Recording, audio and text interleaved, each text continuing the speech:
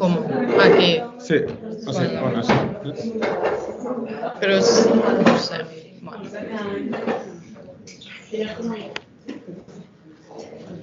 Bueno, buenos días. Vamos a empezar con un poco de retraso, lo siento.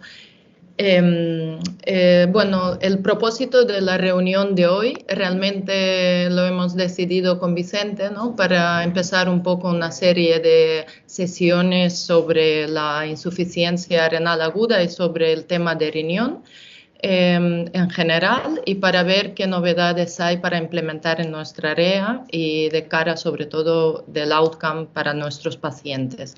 Entonces, el propósito de reunión de hoy es bastante breve, y en lo que me voy a centrar es sobre todo son las definiciones, ¿no? Algunas que son más antiguas, otras que son más nuevas. Para hablar un poquito de los grupos de trabajo que han implementado estas definiciones y por qué hay tantos problemas a la hora de definir un trastorno tan antiguo y conocido como es la insuficiencia renal aguda. Luego hablaremos brevemente de los tipos de insuficiencia renal aguda, repasaremos la etiología, la fisiopatología, daremos unos ejemplos. Y luego el hincapié de la sesión sería la aproximación diagnóstica. ¿Vale? ¿Vosotros veis bien? Sí, porque lo mío es muy pequeñito. Vale. Pues la definición actual nos... Esto quitarlo. Okay.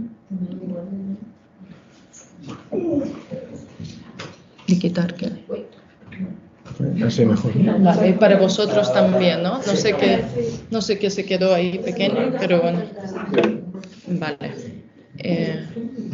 Vale, nosotros nos centraremos en la insuficiencia renal aguda. Entonces, la definición actual es realmente un síndrome clínico que se caracteriza por un deterioro brusco de la función renal.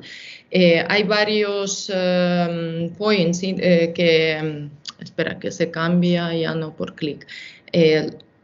Los grupos de trabajo que se han reunido a lo largo de los años han sido principalmente estos. Desde 2002 se implementó ya ha venido la primera definición, y en 2004 fue elaborada realmente por el grupo de trabajo ATKI en la segunda conferencia de la Vicenza. Entonces, ellos cambian un poquito las definiciones previas e introducen la clasificación de Rifle, que nosotros veremos lo que significan los acrónimos y que en algunos momentos todavía la estamos usando.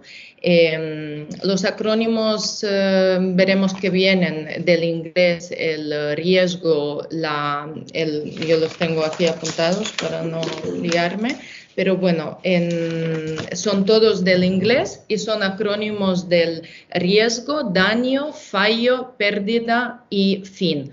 El fin, que corresponde a la letra E, es el fin irreversible ya de la función renal, y ahí hablaríamos de los estadios nuestros de ERCA, ¿vale? Que ya meterían al paciente en insuficiencia renal crónica. El mismo grupo de trabajo se reúne un poco más tarde, en 2007, y ya bajo el grupo denombrado AKIN introduce los nuevos criterios que por primera vez cambian el término de fracaso renal agudo hacia la lesión renal aguda, lo que sería en español el daño renal agudo, correspondiente a la injury, ¿no? Renal injury. ¿Por qué lo hacen? Básicamente porque quieren hacer hincapié en que el daño renal no tiene que llegar a ser un fallo del órgano, sino que ya los cambios pequeños de creatinina nos están llevando hacia lo que es un fracaso de un órgano, ¿no?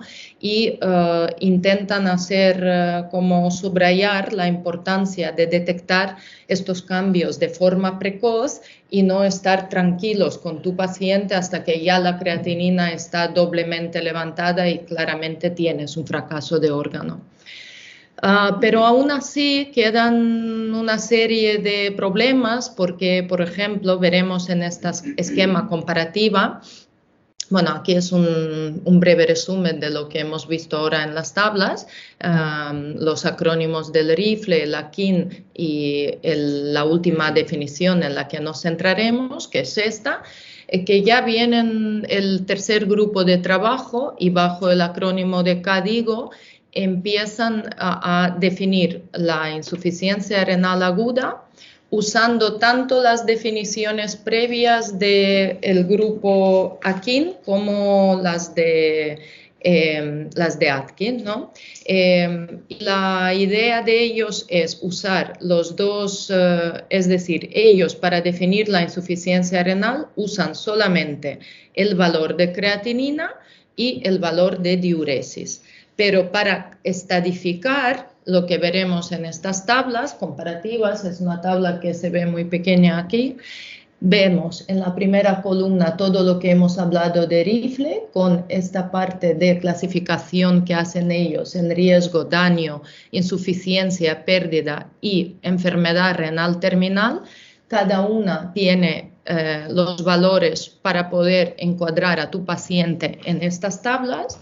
¿Vale? Y luego comparativamente vemos la clasificación AKIN y la actual que se usa de la CADIGO. Hay unos criterios comunes que realmente es la diuresis, ¿de acuerdo? La diuresis se usa en todas las tres clasificaciones y luego también hablamos de la creatinina. La creatinina, CADIGO, comparando con AKIN, cambian el tiempo. Es decir, ellos usan ya 48 horas para los cambios absolutos y una semana para los cambios relativos. Entonces, ¿cuáles son las limitaciones de todas estas? Estas tablas se pueden consultar luego en la sesión para no perder tiempo y ir leyendo página por página. Quería hacer una visión global y hablar sobre todo sobre las limitaciones. Actualmente, incluso la CADIGO usa estos rangos establecidos de forma arbitraria. No existen ensayos clínicos que te digan que a partir de este valor se ha visto tal y tal. Hay muchos estudios, pero realmente no tenemos todavía evidencia estadística sobre los valores que estamos usando. Luego, en CADIGO seguimos basándonos en la creatinina como marcador de daño renal y luego haré unas pinceladas sobre la creatinina para acordarnos que no es una sustancia ideal, no es como la inulina o otras sustancias que realmente, incluso la cistatina C, que son sustancias que serían las ideales, ¿no? La creatinina, si nos acordamos, en un porcentaje de 10% se secreta en el túbulo renal, entonces no es una molécula ideal para contabilizar el filtrado glomerular, el clearance, el aclaramiento. Luego, como hemos visto, el valor doble de la creatinina, es decir, el CADIGO dice que para tener un aumento, para encuadrar a tu paciente en una insuficiencia renal aguda, también te valdría si su creatinina subiría 1,5 veces su valor basal en 7 días tomado previamente. ¿Cuántos de los pacientes que te llegan en una insuficiencia aguda de la calle, tú le conoces su valor basal de la creatinina? Y el valor basal, repito, no es el que lo tienes hace 2 años o 2 meses o 6 meses de un preoperatorio. Su valor basal sería su creatinina estable durante los 7 días previos a lo que es la desencadenante que le creó actualmente la insuficiencia renal aguda. Y principalmente todas estas clasificaciones son más bien orientadas hacia un fracaso renal agudo, daño renal agudo, le diremos en las dos formas, con necrosis tubular aguda, ¿no? Y muchos de ellos son son poco útiles en la práctica clínica. Para hablar realmente de la incidencia renal aguda en nuestro entorno, en la UCI, o sea, ¿es frecuente, no es frecuente? Otra vez, llegando a valorar diferentes estudios publicados, vemos que hay un abanico increíblemente amplio.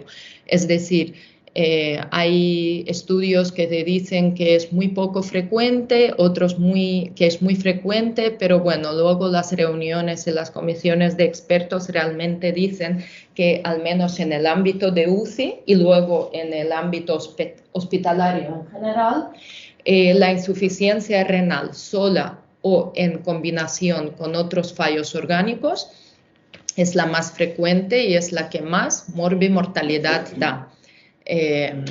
Y veremos, por ejemplo, este estudio que no es muy nuevo, es de 2007, es uno de los más grandes, se ha hecho con el grupo de trabajo PICARD, es un estudio multicéntrico que viene de Estados Unidos, se han tomado muestras de pacientes de 5 UCIs de todos Estados Unidos y han visto que un solo paciente de UCI puede tener, y la mayoría de ellos tienen, múltiples causas desencadenantes de insuficiencia renal aguda. Es verdad que en el ámbito hospitalario, todo lo contrario del ámbito prehospitalario, la causa principal de insuficiencia renal aguda es la necrosis tubular aguda en relación a la sepsis y a la hipotensión arterial mantenida. ¿Vale? Y luego que es muy interesante que la etiología difiere muchísimo del fracaso renal agudo en países desarrollados versus no desarrollados en la UCI. En la no desarrollados los pacientes suelen ser jóvenes y vienen con un fracaso renal agudo secundario a los cuadros diarreicos, cuadros maláricos, ¿no? Mientras que en los países desarrollados hablamos de una población muy envejecida, población que viene con muchos de ellos que vienen ya con una enfermedad renal crónica sobre cuál se añade un daño renal agudo. O pacientes sépticos y también muchos pacientes que vienen después de cirugías, grandes cirugías, la cardíaca sobre todo y la vascular. ¿Vale? Y aquí ya pasando sobre la etiopatogenía, hablamos de las causas prerenales.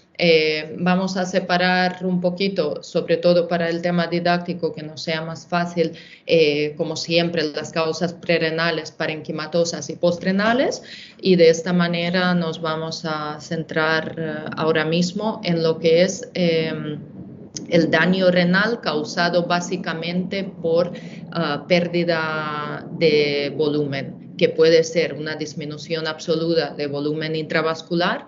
Bueno, esto ya lo conocemos, son todos los cuadros de diarrea, de vómitos, de pérdidas renales, tanto por los fármacos como por las diuresis osmóticas. Aquí quería hacer hincapié en uso de manitol. Hay muchos artículos que te hablan sobre el uso de manitol por encima de 300 gramos al día. Hablo para las cirugías de neurociru o ¿no? Cuando usamos también el hipertónico. Luego acordarnos de vigilar y ver el débito por la sonda nasogástrica en nuestros pacientes. Luego los cuadros de tercer espacio, el traumatismo muscular, ahora que viene el periodo de verano y las quemaduras, los golpes de calor o los típicos ciclistas que hacen de repente un esfuerzo muscular importante, ¿no? Sin tener un entrenamiento previo. La disminución del volumen intravascular efectivo, ¿no? O sea, el entrenamiento continuo, chicos, esto.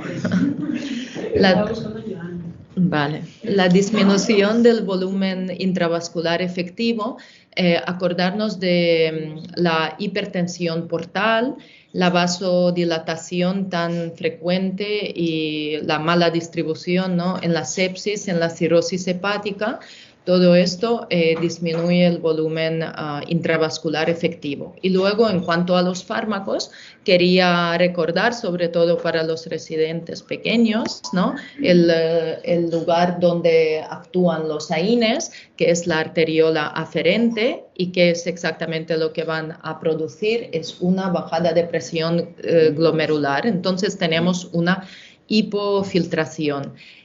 Los IACAS-IARA2, y básicamente por qué los quitamos cuando hacemos un preoperatorio ante una gran cirugía, ¿no? Es porque ellos realmente lo que hacen es una vasodilatación en la arteriola eferente, lo que conllevaría al hecho de que nuestro riñón pierda la capacidad de autorregulación y también cursaríamos con una hipofiltración por la bajada de presión glomerular.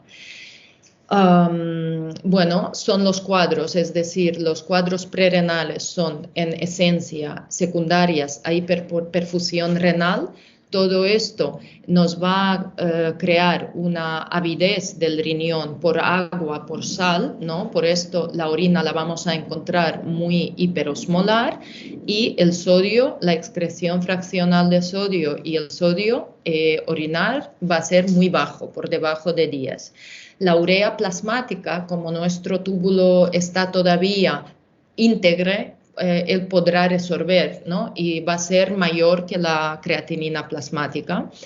Recordar que es la causa más frecuente en el ámbito prehospitalario y que el carácter de reversibilidad es muy importante porque si se diagnostican rápido y se instaura un tratamiento, podemos impedir la llegada hacia la necrosis tubular aguda.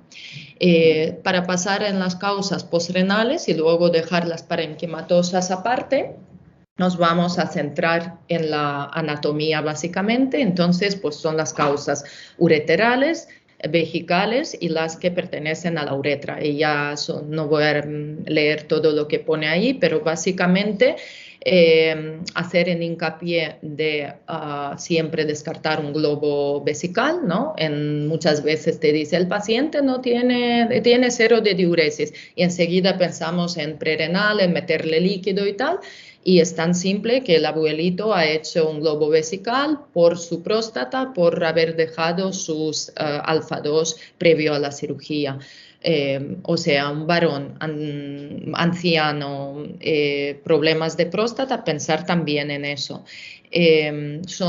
Representan una causa solamente en 10% de la insuficiencia renal aguda, pero muchas veces, si la diagnosticamos, podemos también pues arreglar el cuadro básicamente.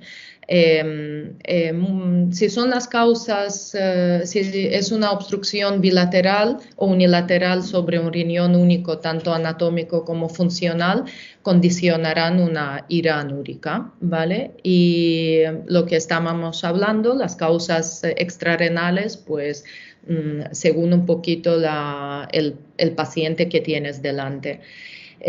Y descartar siempre un globo vesical, lo que hemos dicho. Y ahora pasando a las causas más numerosas, que son las parenquimatosas, las vamos a repartir también anatómicamente, esta vez centrándonos en lo que es el riñón, y vamos a empezar por grandes vasos renales, y que puede ser también lo que hemos dicho, una obstrucción bilateral o unilateral en el riñón único funcional o anatómico. La etiopatogenia de estos, para hacer un resumen, es una causa poco frecuente, y la etiología más frecuente es la ateroembólica o la cardioembólica. Para nosotros, básicamente, la cardioembólica siempre tenerla presente después de que el paciente haya padecido una cirugía de intervencionismo vascular, ¿no? Donde es un paciente típico con un colesterol elevado, con una vasculopatía periférica que te tiene que sonar, y luego la ateroembólica, tener en cuenta el sagrado examen físico, ¿no? Que a veces lo hacemos más corto, pero es importante y es tan fácil de ver la cianosis periférica o a veces los émbolos de colesterol, las xantelasmas y otros marcadores de una dislipemia importante. Y la trombosis de una vena o de arteria es una causa excepcional y en general es una complicación del síndrome nefrótico, muchas veces por deshidratación o un signo paraneoplásico. ¿vale? Luego, si pasamos al glomérulo y a los pequeños vasos glomerulares renales, quería hacer, bueno, sabemos que aquí entran todas las glomerulonefritis, las vasculitis, el rechazo de aloinjerto, pero me pareció interesante recordar la toxemia del embarazo. Hay muchos artículos sobre esta patología en general ahora con la edad de la madre cada vez mayor. Luego, la hipertensión arterial maligna puede dar un vasoespasmo muy importante y también desencadenar posteriormente una necrosis tubular aguda, la esclerodermia. Las lesiones aquí básicamente es la afectación de las paredes vasculares que se van a descamar las células y van a tapar los túbulos renales, ¿no? Y luego hablando de las lesiones tubulares graves, que estas ya a menudo cursan con la necrosis tubular aguda y la causa más frecuente de la cual es la isquémica, ¿no? Causada por la hipoperfusión renal, la que hemos visto, que una hipoperfusión renal, un fracaso renal agudo de causa prerrenal no tratado, va a conllevar a una necrosis tubular aguda. Luego las toxinas exógenas, y aquí quería hacer hincapié en el tratamiento antirretroviral. Acordaros de nuestros pacientes a los que les damos pues mucho tiempo el aciclovir, cualquier tipo antiviral de inhibidor de ciclasa, los antibióticos como pentamidina, aminoglucósidos, que sabemos, o los quimioterápicos, ¿no? Interesante los anticalcineurínicos, el tacrolimus, ¿no? Que lo damos y a la vez te puede causar todo esto, y las toxinas bacterianas del sepsis. En cuanto a las toxinas endógenos, pues todos los cuadros de mieloma múltiple con las cadenas ligeras, el ácido úrico no tratado, el síndrome de Poems con la lisis tumoral o la hemoglobina y las mioglobinas. En cuanto a las lesiones túbulo-intersticiales, bueno, son cuadros menos frecuentes y siempre hay que tener en cuenta un fármaco que ha causado esto. Muchas veces cursan con el rash cutáneo, que si tú sospechas que tu paciente empieza con una reacción alérgica y con un fallo renal, también pensar en una nefritis intersticial alérgica. Las infecciones dan lo mismo, las de Leptospira legionella, el rechazo agudo del injerto y las enfermedades que causan infiltración. Para centrarnos en una patología que es la más frecuente en nuestro ámbito en la UCI, vamos a hablar de la necrosis tubular aguda repasando un par de cosas. Hemos dicho que sus principales dos causas es la tóxica o la isquémica, un daño renal agudo prerrenal evolucionado. Es muy frecuente en el hospital y en la UCI en general. Los factores de riesgos están descritos ahí y la causa principal de la necrosis tubular aguda isquémica es la sepsis, es decir, lo que hemos dicho, la mala distribución del volumen circulante, la hipoperfusión renal, todo esto conlleva una hipoperfusión a nivel renal, la dificultad de autorregulación y al final pues la necrosis de los túbulos, ¿no? Esto va a causar una mala función del túbulo contorneado proximal y del asa ascendente de Henle, la oliguria con orina poco concentrada y pérdida de sodio como marcador de aquí la fracción de excreción de sodio es un marcador realmente de capacidad del riñón o de la pérdida de su capacidad de concentrar la orina. ¿De acuerdo? Esto es lo que veríamos en un sedimento de orina. en la microscopía, ¿no? Son los típicos cilindros granulares, en inglés muddy clots, que tienen este color marronáceo, son gruesos y en general son fácil de ver.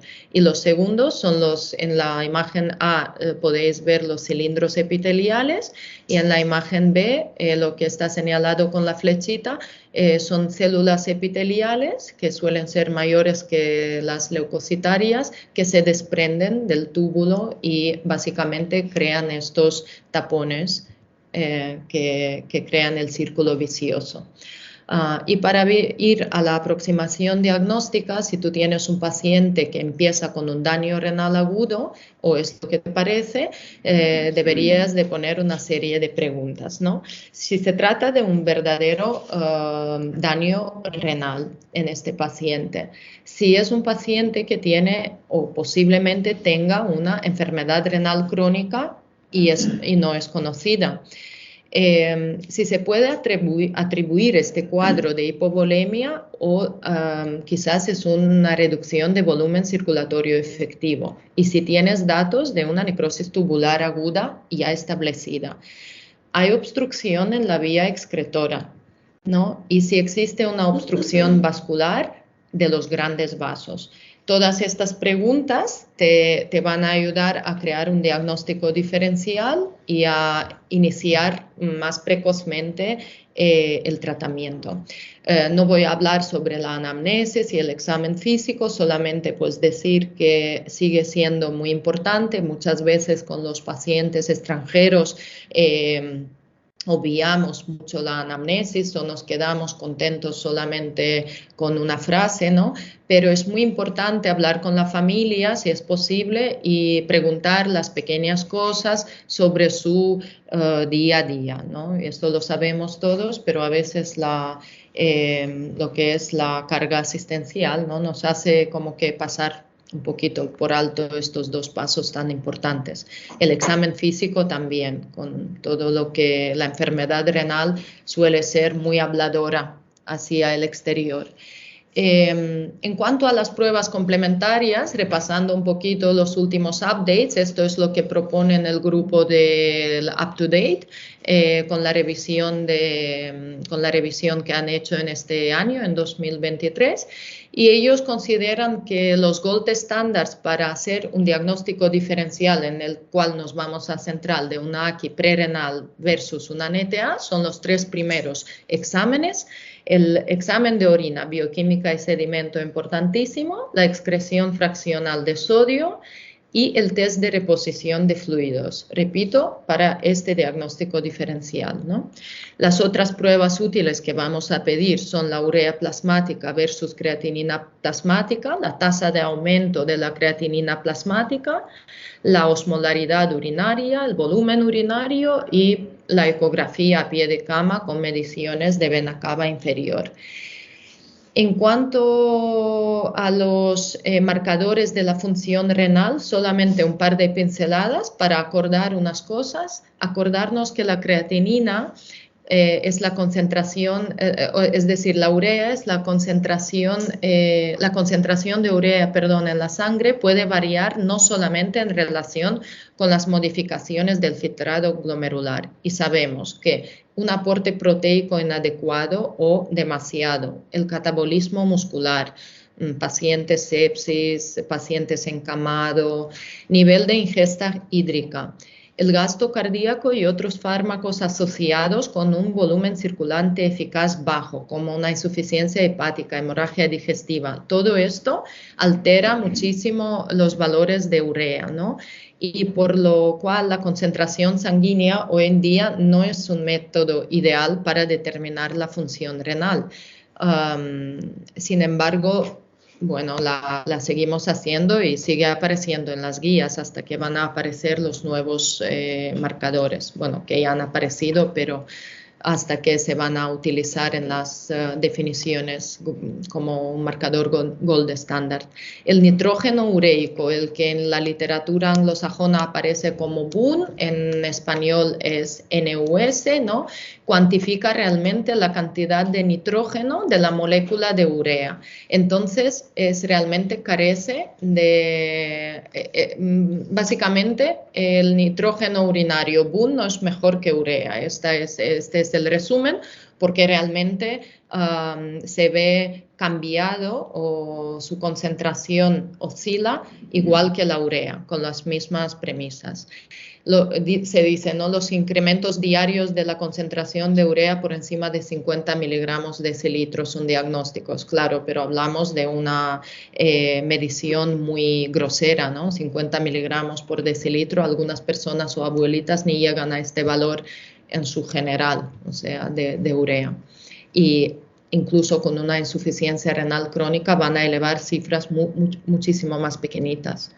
La creatinina, bueno, no, conocemos que es el producto final de desecho de la fosfocreatina. La fosfocreatina es el, digamos, almacenamiento de lo que es el ATP, y luego la creatina la encontramos aparte de los músculos en el cerebro. Recordar eso, que los aumentos diarios de la creatinina sérica superiores a 0,5 son indicativos de un deterioro agudo. Sin embargo, estas líneas que veis ahí vienen de la guía española de la Sociedad Española de Nefrología sobre el fracaso renal agudo, que por mi curiosidad no está suspendida así en el año 2007, y pone ahí una línea que se está revisando.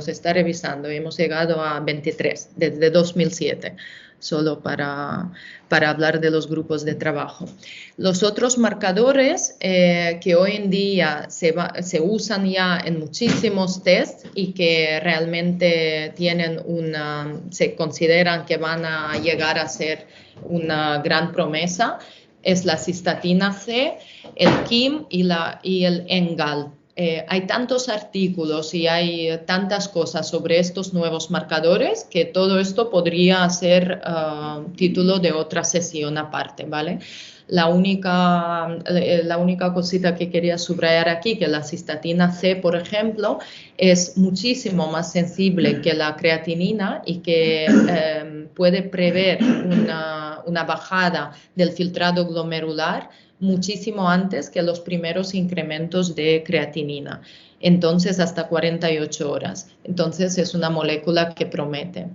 El filtrado glomerular, la medición exacta es muy compleja. Se precisa lo que hemos dicho de una sustancia ideal, que la creatinina no lo es. Los inconvenientes que usamos del clearance de creatinina son lo que hemos dicho, que 10% de creatinina se secreta por el túbulo después de haber sido filtrada, es decir, siempre sobreestima. Hay una dificultad de recogida de volumen urinario exacto. Luego, para implementar el filtrado glomerular y sobre todo basado en el aclaramiento de creatinina, se necesita una estabilidad de la función renal. Es decir, si tú tienes un paciente que está evolucionando en un daño renal agudo, esta aplicación se prevé limitada. Por esto, Belomo y los colaboradores sugieren implementar, no sé por qué aparece este cuadradito blanco, sugieren emplear la recogida de orina en enfermos críticos en periodos más cortos, en lugar de 24 horas, en 2 horas. Eso quería preguntar porque nosotros lo recogemos, bueno, supongo que también por los auxiliares y tal, o bien 17, 14 o 24, pero en críticos se ve que es más útil hacerlo en menos tiempo. He puesto esta tabla comparativa para no ir leyendo todo y para que cada uno la pueda consultar. Es una tabla que me pareció siempre muy buena, viene del 12 de octubre. Y del manual nos vamos a centrar en la prerrenal y en la necrosis tubular aguda, ¿vale? Entonces, lo que queríamos destacar aquí, que en el examen de orina ves una multitud como sabemos, de variables, Y todo esto te puede dar una buena medida de diagnóstico diferencial. Como siguiente paso hemos dicho de hablar de la excreción fraccional de sodio, que se usa muchísimo más y es más exacto que el sodio urinario en su cantidad, ¿no? Porque el sodio puede diferir, el sodio urinario puede diferir de una muestra a otra muestra, es decir, de un volumen urinario a otro volumen. Por ejemplo, un paciente que está encamado y de repente tiene una hipotensión, este sodio urinario, si su riñón responde, ¿no? Si está en un prerrenal, el sodio urinario de repente bajará en esta franja horaria. Sin embargo, la excreción fraccional de sodio expresada en porcentaje es la cantidad total de sodio que ha eliminado este paciente en toda la, en toda la franja horaria, independientemente de estos cambios. Luego, hemos dicho que el tercer paso que recomienda UpToDate era el test de líquido. Esto nos ayudaría básicamente, dan pocas indicaciones qué líquido en general van por las balanceadas o por el suero salino normal, ¿no? El fisiológico de toda la vida. Entonces, lo que sugieren es administrar líquido siempre y cuando nuestro paciente no esté, por supuesto, lógicamente, en una insuficiencia renal aguda o en un cuadro de anasarca, y esto realmente te haría un cambio, la creatinina volvería a la normal en 24-48 horas, si sería un prerrenal o una necrosis tubular aguda, donde ya la creatinina no se movería, ¿no? Y luego la ecografía, que he cogido esta diapositiva por la cortesía de Dr. Bicho, y porque realizar la ecodoppler renal en críticos, tenemos todos estos parámetros, pero realmente ya sabemos que es fácil de hacer. Bueno, la renal quizás no es la más fácil, pero en el caso, por ejemplo, de un trasplantado sí que es fácil por la anatomía y la localización del injerto, ¿no? Luego, para comprobar si existe ya una NTA instaurada y los diuréticos tienen escasa futilidad, para diagnosticar el componente congestivo, quizás esto sería para nosotros lo más importante con la maniobra simple de colapsabilidad de la vena cava inferior, y también pues para diagnosticar la atrofia renal y por lo tanto confirmar componente crónico de la AKI. Y bueno, todas las demás ventajas de una ecografía.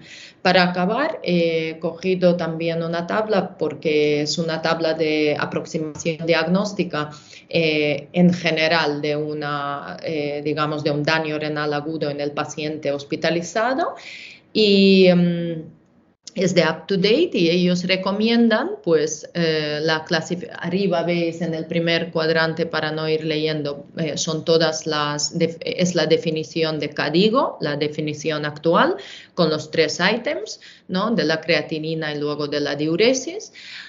Luego tienes que ponerte la pregunta si la historia, si la anamnesis y la exploración física te sugieren una depleción de volumen en tu paciente. Si la respuesta es afirmativa, vas bajando por las flechitas y pones, pues, haces el test de repleción de volumen y repites la creatinina para ver si ha mejorado. Si la creatinina volviera a su línea basal, tienes básicamente que seguir continuando con la monitorización, y ellos incluso sugieren, si la creatinina no ha vuelto a su línea basal, a su nivel basal, pero es un aumento leve, lo puedes seguir viendo al paciente como un outpatient, que sería en ambulatorio, ¿no? En el caso negativo, si no te sugiere tanto ni la anamnesis como ni el examen físico que hay una depleción de volumen, ellos van aquí a ver, bueno, es paso por paso, y tenemos que pensar que no hablamos de un paciente de ICU, de UCI, ¿no? Es un paciente hospitalizado, que este hombre o esta mujer puede estar ahora en una planta, ¿no? Por esto van paso por paso. Nosotros ya pediríamos todas estas pruebas. Bueno, luego vas viendo si tienes proteinuria o hematuria. Si hay hematuria es una glomerulonefritis y vas bajando así. Lo que me pareció interesante es recordar si tienes una piuria estéril, ¿no? Y que deberías ahí ir viendo si se trata de una nefritis intersticial. Y luego ya evaluar, aquí es el paso final donde llegas aquí a ver si tienes una necrosis tubular aguda, ¿no? Los cilindros, si tienes una exposición nefrotóxica y todo lo que hemos hablado en la tabla previamente de cómo es el examen de orina. Si la respuesta es negativa, lo que ellos recomiendan aquí es hacer una ecografía y hacer una exclusión diagnóstica de una obstrucción. Y para acabar, si tienes una obstrucción clara, pues ya te diriges al tratamiento de la obstrucción, y si no, aquí hablamos de estos pocos casos, pero que existen y que todos van a llegar a una biopsia renal, ¿no? Los casos donde la creatinina sigue subiendo muchísimo y tú no tienes un diagnóstico causas que ya estás sospechando que requieran la biopsia renal. Y básicamente sería el endpoint de esta tabla de seguimiento, ¿no? Y del diagnóstico diferencial. Bueno, y para acabar, recordar lo que dijo el gran visionario, que lo usamos tanto y nos acordamos de él cada día, que las cosas no tienen que cambiar el mundo para ser importantes, y que hay muchas cosas. Para mí esto es el ejemplo típico de ti y tu pareja, que la pasta de dientes, sabes que hay unos que lo hacen así, te la sacan del tubo y puede ser motivo de divorcio, pero es verdad que no son cosas que cambian el mundo, pero son muy importantes, ¿eh? Y hay que tener en cuenta. Entonces, nada, recordar que un fracaso renal agudo es muy importante y que hay que hacer las cosas bien, ¿vale?